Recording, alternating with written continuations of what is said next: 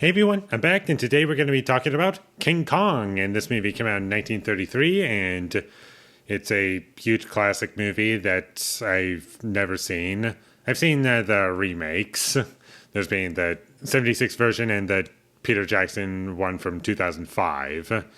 And I've also seen Kong Skull Island, and this was my first experience watching the original film that started it all.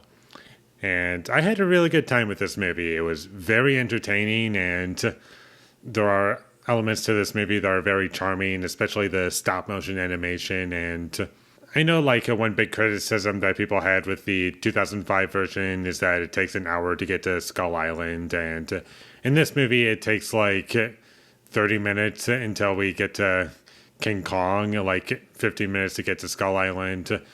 The rest of that runtime is when we first get introduced to King Kong. I would say that's the biggest difference here. And once we get to King Kong, that's where the movie really gets going for me, because the first 20 or so minutes I find to be a little bit on the side of me just feeling like I'm appreciating this more than I'm enjoying this. And I was enjoying like the dialect and just being transported back to 1933 in a sense, like a little slice of the past, and that was fine. Although there are moments within this movie that did not age very well at all.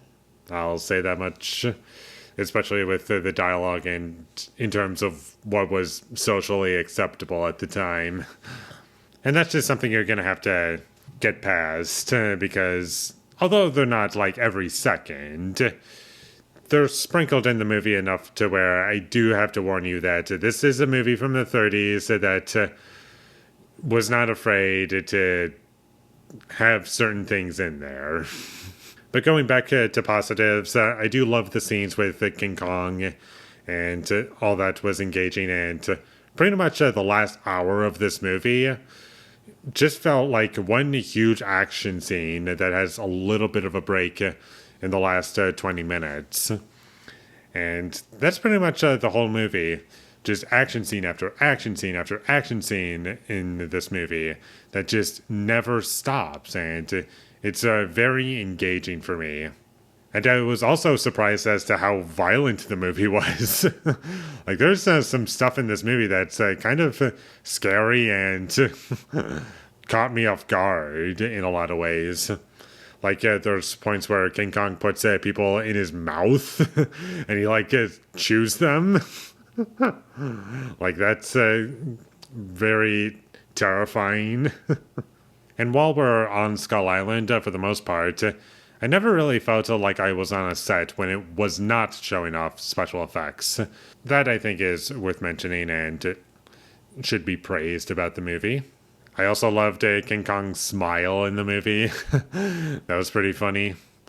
And there's lots of really fun scenes in this movie, and I can see how people would come away loving this movie, because you're left on such a high note by the end of the movie.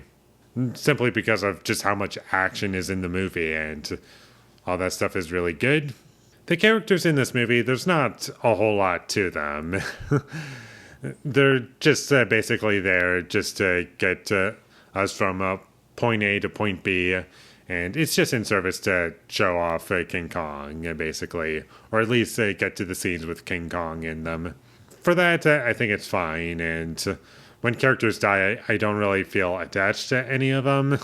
The movie moves pretty quickly, and I feel as though the core of the movie is just the action and how much fun it is, and that's pretty much why you would watch this movie, is for the action. And that's about all I have to say about King Kong in 1933. It was good, it was fun, it's charming, and it's very entertaining, very fast-paced, and it just delivers on what you would want. So check this movie out if you haven't already. And with all that being said, I'm going to give King Kong from 1933 a 7 out of 10. Thank you for watching my videos as always. If you enjoyed this review, be sure to leave a like and comment down below you thought of King Kong from 1933, and my social media links, they will all be in the description, so follow me there. And last but not least, subscribe to be a part of Foley Nation, and I'll see you when I get my next review up, and that is going to be for right along. So look forward to that. But until I get that up, thank you for watching and have a great day.